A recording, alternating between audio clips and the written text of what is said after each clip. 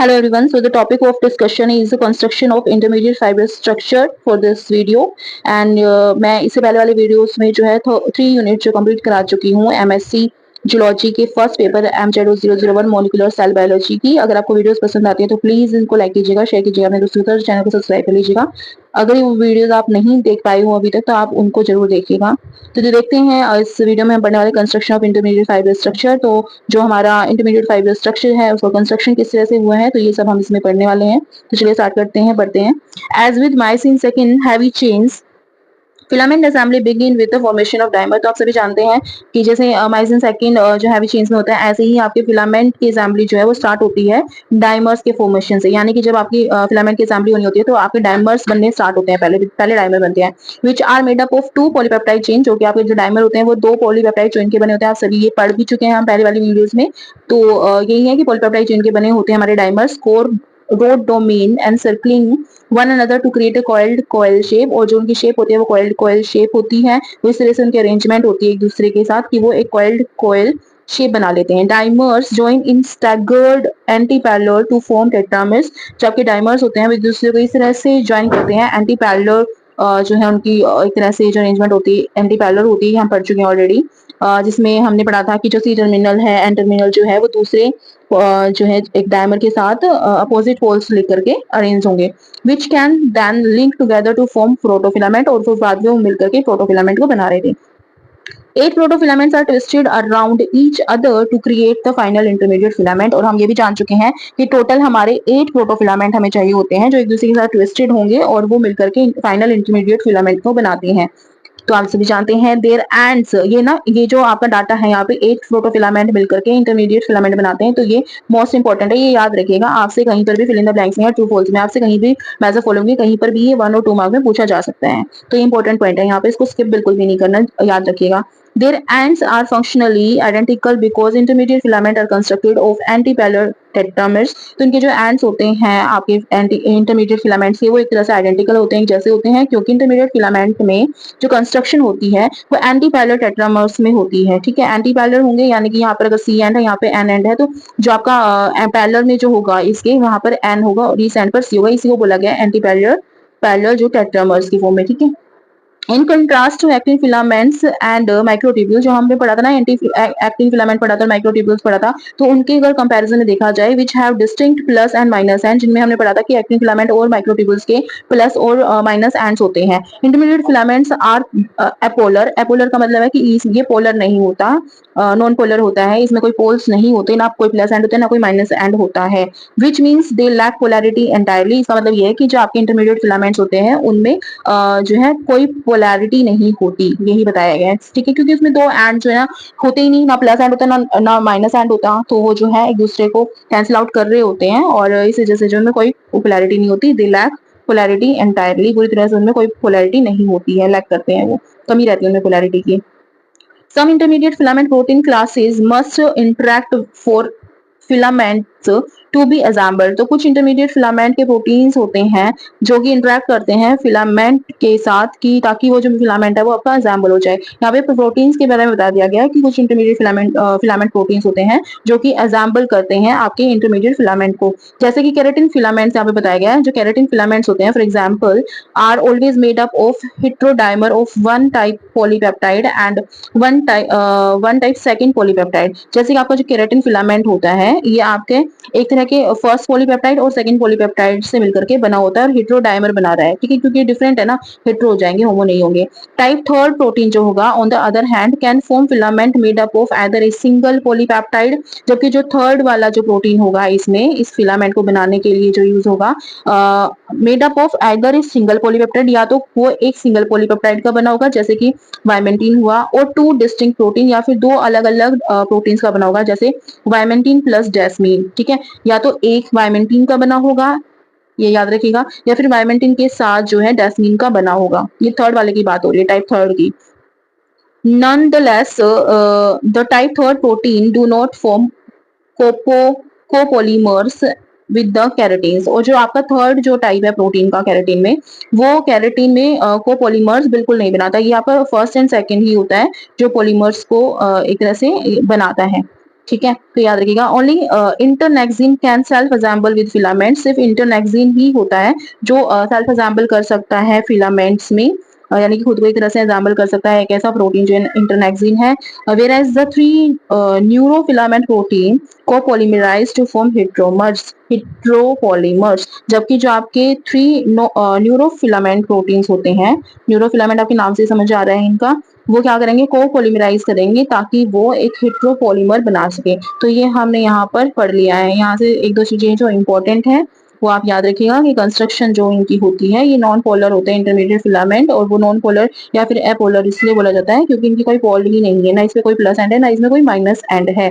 और जो कैरेटीन के बारे में बताया गया है याद रखिएगा, इंटरनेक्सिन के बारे में जो पॉइंट बताया गया है ये भी आप अच्छे से देख लीजिए। एक बार इस वीडियो को ना दोबारा देख लेना, आप रिपीट कर लेना, तो आपको सारे पॉइंट्स जो है ना क्लियर हो जाएंगे। नेक्स्ट हमारा टॉपिक दिया गया है वो है रेगुलेशन ऑफ असेंबली और डिसअसेंबली ऑफ इंटरमीडिएट फिलामेंट। तो रेगुलेशन किस तरह से है, यानी कि असेंबली और डिसअसेंबली किस तरह से होती है इंटरमीडिएट फिलामेंट में। The formation and disassembly of intermediate filament are highly regulated processes governed by various proteins, translational modification and cellular signaling pathways। यहाँ पे बताया गया है कि जो फॉर्मेशन होती है आपके इंटरमीडिएट फिलामेंट की या फिर डिसअसेंबली होती है इनकी, एक तरह से जो है धीरे धीरे टूटने लग जाते हैं, तो ये हाईली रेगुलेटेड होती है, हाईली रेगुलेटेड प्रोसेस होती है जो कि डिफरेंट डिफरेंट प्रोटीन्स की वजह से कंप्लीट हो पाती है। और उसके बाद जो है पोस्ट ट्रांजिशनल मॉडिफिकेशन होती है, उसका इफेक्ट होता है, इस वजह से ये फॉर्मेशन और डिसअसेंबली जो कंटिन्यू रहती है। एंड सेलुलर सिग्नलिंग पाथवेज, और सेल के जो अंदर के जो सिग्नलिंग है उनकी वजह से भी ये जो पॉसिबल होता है regulation of assembly and disassembly of intermediate filaments. The following are some of the critical regulators of intermediate filament assembly and disassembly. तो यहाँ पर आपको कुछ क्रिटिकल रेगुलेटर्स बता दिए गए हैं। तो जो टॉपिक है वही ये है, regulation of assembly and disassembly of intermediate filament. तो यहाँ पर हम रेगुलेटर्स को देख लेते हैं कि कौन कौन से हमें रेगुलेटर्स बताए गए हैं जो कि इंटरमीडिएट फिलामेंट के असेंबली और डिसअसेंबली को एक तरह से फॉलो कर रहा होता है या कंप्लीट कर रहा होता है। तो यहाँ पर देखिए फर्स्ट आपको दिया गया है पोस्ट ट्रांजिशनल मॉडिफिकेशन, यानी कि पोस्ट ट्रांजिशनल मॉडिफिकेशन में intermediate filament protein can be affected by phosphorylation. तो ये इंपॉर्टेंट है कि जो फॉर्मेशन की जो प्रोसेस है इंटरमीडिएट फिलामेंट प्रोटीन्स की, ये फोस्फोराइलेशन, एसिटाइलेशन एंड यूबीक्विटाइनेशन से जो है ना अफेक्टेड होती है। And other post transitional modification इनमें that regulate assembly and disassembly, तो इनसे अफेक्टेड होती है। यानी पोस्ट ट्रांजिशनल मॉडिफिकेशन में इंटरमीडिएट फिलामेंट प्रोटीन आपका फोस्फोराइलेशन, एसिटाइलेशन एंड यूबीक्विटाइनेशन ये प्रोसेस से अफेक्टेड होता है। Phosphorylation of intermediate filament proteins for example can either promote और inhibit filament assembly depending on the position and degree of phosphorylation. तो इसमें यहाँ पे बताया गया है phosphorylation of intermediate filament protein for example can either promote और inhibit filament assembly. तो ये आपको प्रोमोट भी कर सकता है और इनहिबिट भी कर सकता है फिलामेंट की असेंबली को, depending on the position and degree of the phosphorylation. और ये डिपेंड करता है कि जो फोस्फोराइलेशन है ये प्रोसेस कैसे अफेक्ट करेगी। तो जो फोस्फोराइलेशन हो रहा है वो कौन सी जगह पर हो रहा है उसकी पोजीशन पे डिपेंड करता है कि असेंबली को जो प्रोमोट करेगी या फिर इनहिबिट करेगी। ठीक है, जैसे उसमें प्लस एंड माइनस एंड था ना, इसमें ये सारा कुछ नहीं होगा इंटरमीडिएट फिलामेंट में, जैसे माइक्रोट्यूबुलर माइक्रो फिलामेंट में था ऐसा इसमें नहीं होगा क्योंकि नॉन पोलर है, इसमें कोई पोल नहीं होते, लैक करता है पोलैरिटी इंटीग्रिटी को एक तरह से कंप्लीटली, तो ये इसमें नहीं है। तो इसमें जो एक प्रोसेस है फोस्फोराइलेशन उसके ऊपर डिपेंड करता है, ये सारा प्रोमोट करेगा या फिर इसको इनहिबिट करेगा फिलामेंट के असेंबली को। तो ये इंपॉर्टेंट पॉइंट है, याद रखिएगा कि किस पर डिपेंड करता है प्रोमोशन और या फिर इनहिबिशन फिलामेंट के असेंबली का। तो ये फोस्फोराइलेशन के ऊपर डिपेंड करता है। इंटरमीडिएट फिलामेंट के प्रोटीन का जो फोस्फोराइलेशन है वो उसकी पोजीशन के अकॉर्डिंग होगा कि वो कहाँ पर प्रेजेंट है। नेक्स्ट आपको दिया गया है चैपिरोन्स, जो एक हमने पढ़ा था प्रोटीन होता है, एंड को चैपिरोन्स जो हैं आपके प्रोटीन्स हैं। Chaperones and co chaperones are proteins that aid the folding and assembly of intermediate filament। तो ये आपको कुछ प्रोटीन बता दिए गए हैं दोनों, जो कि इंटरमीडिएट फिलामेंट के असेंबली को एक तरह से एड करते हैं, हेल्प करते हैं, एक तरह से फैसिलिटेट करते हैं। ठीक है, protein for example HSP70 and it's को chaperones D and AJ and BAG3 can promote intermediate filament accumulation by preventing intermediate filament protein aggregation and promoting intermediate filament protein folding। तो ये देख लीजिएगा कुछ पॉइंट्स आपको यहाँ पर बता दिए गए हैं। Small GTPase RHO and CDC42 are small GTPases that can regulate the activity of downstream effectors and promote or inhibit filament assembly। तो यहाँ पे कुछ पॉइंट्स दिए गए हैं, एक बार आप इनको देख लीजिएगा, रीड कर लीजिएगा, मुझे कुछ ज्यादा इंपॉर्टेंट लगे नहीं, तो ये जो टॉपिक है ये मैंने स्किप कर दिया है। आप चाहें तो एक बार इसकी रीडिंग ले लीजिएगा, क्योंकि मुझे ऐसा लगता है कि जो regulation of assembly and disassembly का जो ये टॉपिक है ना, ये इतना इंपॉर्टेंट नहीं है, तो ये आपसे पूछा भी नहीं जाएगा। और बट ये है कि एक्स्ट्रा नॉलेज के लिए आप इसको स्टडी कर सकते हैं, कुछ कुछ पॉइंट आप इसके याद रख सकते हैं, जैसे कि मैकेनिकल स्ट्रेस यहाँ पे बता दिया गया है। Mechanical stress can promote intermediate filament assembly. तो अगर मैकेनिकल स्ट्रेस आता है बॉडी में तो वो इंटरमीडिएट फिलामेंट असेंबली को प्रमोट करेगा, including conformational changes in intermediate filament protein and promoting lateral interaction between filament. तो ये जो है चेंजेस को, कन्फर्मेशनल चेंजेस को और या फिर इंट्रैक्शन को फिलामेंट के बीच में लेटरल इंट्रैक्शन को जो प्रमोट करेगा। एक्सेस मैकेनिकल स्ट्रेस अगर होता है conversely can result in intermediate filament disassembly and fragmentation. तो जो मैकेनिकल स्ट्रेस है अगर ये जो है एक तरह से एक्सेस हो जाता है तो ये जो है इनहिबिट भी कर देगा इंटरमीडिएट फिलामेंट के असेंबली को, ठीक है। तो डिसअसेंबली हो जाएगा, यहाँ पे फ्रेगमेंटेशन हो जाएगा। नेक्स्ट जो पॉइंट आपको दिया गया है, improper intermediate filament and disassembly can contribute to various human disease.